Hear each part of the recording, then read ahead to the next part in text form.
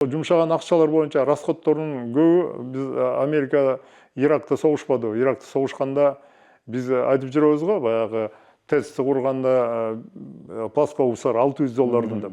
Алар ошо Иракта согуш жүргөндө электр розеткалар $300–400 списание кылышкан экен. Ал боюнча чоң мындай иш козголуп, ФБР тергеп, көптөгөн офицерлер ошол тиешелүү адамдар кийин кармалып соттолуп кетпеди. 100–200 миллион деген паракорчулук болгон ошол коррупциялар. Ал жерде дагы аскер системасынан көптөгөн коррупция.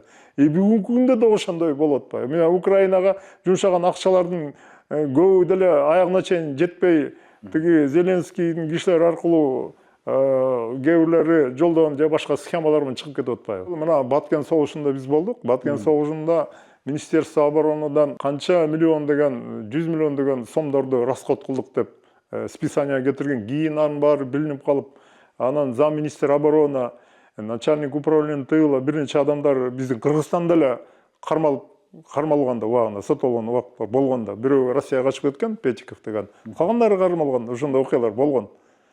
Бул согуш дегенде ошол көп согушту алаканы мындай ушалап, ошо акча түшөт деп аябай күткөн адамдар бар да, ошо бийликте, ошо өзгөчө ошо коргоо жагында, коргонуу жагында, курал-жарак чыгаруу жагында иштегендер. Ошон үчүн бул бир эле мындайча айтканда чакан көрүнүш, бул абдан чоң көрүнүш.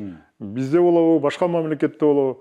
Ошон үчүн жанагы ушундай учурдан пайдаланып, Трамптын жакындары баягы любой жерден акча жасаш керек болуп калды да. Булар эл аралык эксперттердин айтуусу боюнча Трамптын жакындары өзү 1,5 миллиарддан ашык долларга мындай кирешет тапты деген ушундай цифралар чыгып атат.